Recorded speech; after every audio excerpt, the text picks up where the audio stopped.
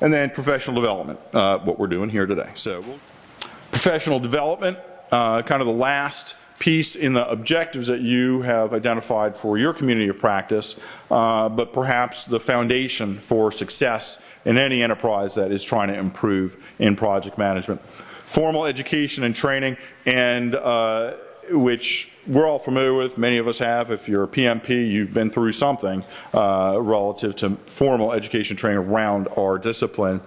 The other, which is a much more, as a project manager and an advancing person, is much more relevant to people like us, and that is the mentoring and experiential learning. I threw an example, a logo that you will not be familiar with as a federal employee or somebody who works in the federal government. It's New York State's logo. We had defined, developed and implemented a program for them called the Project Management Mentoring Program over a decade ago. And it was a combination of classroom training, matching up new project managers with experienced project managers, having both informal and formal sessions with them one-on-one, and then leaving a period of seminars like this where they'd get together after going through the program to maintain that sort of cohort and to continue learning.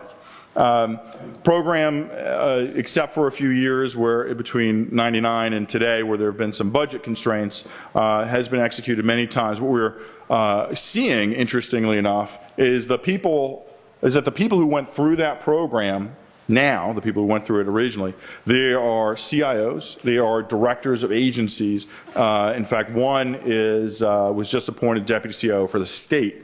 Actually, one was the CIO of the state briefly before in the last administration. So what's that say to you? Not that, in fact, if you get to be trained and go through training and mentoring, you're going to get a promotion to a great level. It's just that the value that kind of education, that kind of experience provides an organization will be recognized. Okay, again, patience, persistence is important, but as we stick to what we know, we improve individually and as an organization, that the value will come. The perception of the value will become apparent, and then people who have your experiences will become high in demand, and many of us feel we are over in demand right now, but even more so going forward. Before I leave this slide, just one quick thing. It's an old study that was done. There hasn't been an update to it, but there was OMB did a study with a private institute of project managers, project and program managers in the federal government.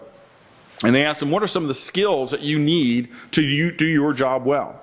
The top responses had nothing to do with scheduling, risk management, or any of the things that we hold on to and execute on a daily basis as project managers. They were strategic planning, leadership, human capital, which I hate that term, but personnel and management engagement, and performance measurement.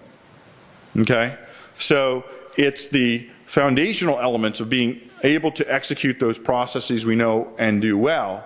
It's those other things that make it a complete picture that the program managers were saying were there. And the end result of all that training, mentoring, experiential learning is to achieve competence. It's not to get trained and have a certificate. It's to be able to increase the competency of ourselves, our teams, our organization, right? Because if we look at what we as PMs do, we have to have the knowledge of our area, our functional areas. We have to have the experience in managing projects. We have to have those core skills. We have to behave in an appropriate way that's consistent with our responsibilities. All right, all that combined is what makes good project managers. All right.